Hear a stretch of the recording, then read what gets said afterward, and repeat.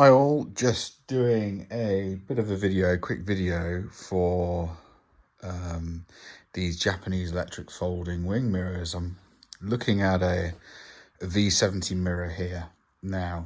I experienced a problem with my electric mirror, and I think this is the reason why they get scrapped, is the little black module that sits here. It actually looks like this after you take the plastic casing off. Had actually failed, and my mirror had stopped closing again. Now, I did actually take the mirror apart and get to the motor inside, and the little piece that goes through the center. This is just a pipe piece that I managed to replace that fixture that kind of compresses this all together. So I've done that.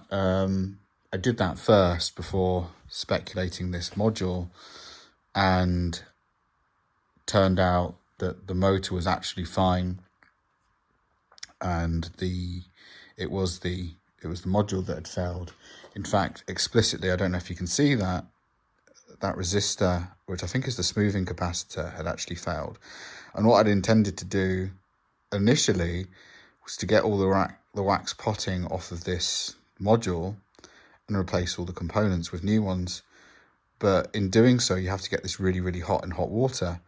Actually took off the water decals on the components, and also chewed up the capacitor casing, polymer casing plastic. So I ended up not knowing what these components were. I could have probably reversed engineered it, but I didn't go down that route in the end. And I think ultimately the reason why that resistor fails is because it's constantly getting power, it gets hot and burns out.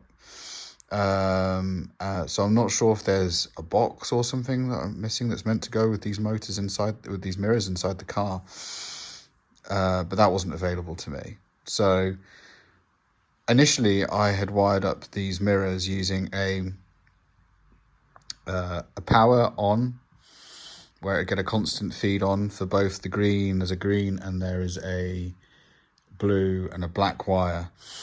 One of the green or the blue wires basically instructs the mirror to open or close, kind of depicted by this wiring here. You've got the blue and the black, and there's actually a pink. I thought it was black, but it's essentially one of them is a negative. One of them instructs the motor to open, and the same wire, when disconnected, instructs it to close. But I think the problem is when you connect one of those up, it's always sending a voltage to the motor, never turning it off. And that capacitor then burns out. But essentially what I initially did was I put a delay on the constant feed that was provided to the motor for the mirror to allow it to close, because I operated it off of the key to allow it to close and turn off again. So ultimately this module failed, and what I've done instead is I've created a box of tricks that has logic, not only to, as I did before, using the key to power off of the key, but also the same for when it opens. Apart from, instead of now having a constant feed sent to the mirror, after 15 seconds it will turn off. So whilst you're driving and out and about, it will turn off. It will stay off. It won't receive a power. And then as soon as the power is switched off, another relay takes over to send power in the opposite direction to close this mirror. It's a little bit complicated. I used all off-the-shelf parts. So if anyone's interested in the basic logic that makes this work, here is a little diagram that I have drawn up, and in the description I'll post links to the parts of everything that I've used, including the metal parts to get inside and service the mirror motor and re-grease things and stuff. So I got rid of the original module, and now there's just two wires, in short, 2 wires going to the motor. I put a smoothing capacitor inside the casing. Does the same job as this smoothing capacitor inside the casing on the motor. It's directly itself. And so there's just 2 wires now coming from the motor, and then the 2 wires. I've also split it out, so if I need to do the other side mirror, because I've only got one broken mirror at the moment, so if I need to do the other side, I can do the other side. 2 wires that essentially reverses polarity between these 2 wires and sends it to the motor. Coming in, you're just going to have as basically depicted by this diagram, you're going to have a constant feed, a negative, which I'll earth to the chassis of the car, and then a switching power lead, and then using this logic, so 10 seconds, and then essentially everything goes off and the mirror stays in the open position ready to drive. And then when the switch power is disconnected, it will close on itself. So it looks ultimately, when done, it looks a little something like this.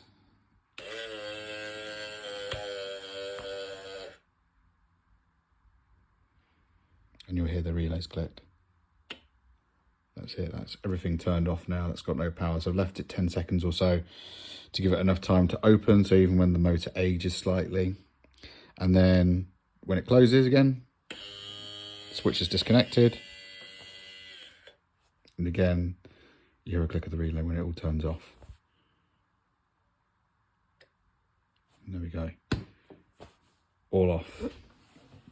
There's no power going to that again now. So yeah, it's just a quick video of what I did for my power folding mirrors. I've mentioned on forums and groups and stuff, I'd be fairly confident now that even if I came across these broken, and basically for you guys too, that if these are broken, then with a little bit of thinking, you can replace the module and also probably safeguard the mirrors for the future a bit better. So sorry if it's a bit of a short video. If anyone would like more detail into the box of tricks, or any more detail of how to take these mirrors apart, there's a few guides online that again I'll reference to, that more or less go into how to take one of these apart. It's not for this car, but they are generally all the same across whatever car that you go for. I now need to go through the process of putting all the original wiring back into the car for the heated mirrors and for the mirror adjustment itself, and put this back on the car. And when it's done, I will have a video of that back on the car again. For the positive and the negative, I will more than likely go off of the radio harness, simply because I've got ISO, so I don't have to chop into any of the factory loom, and because they're there.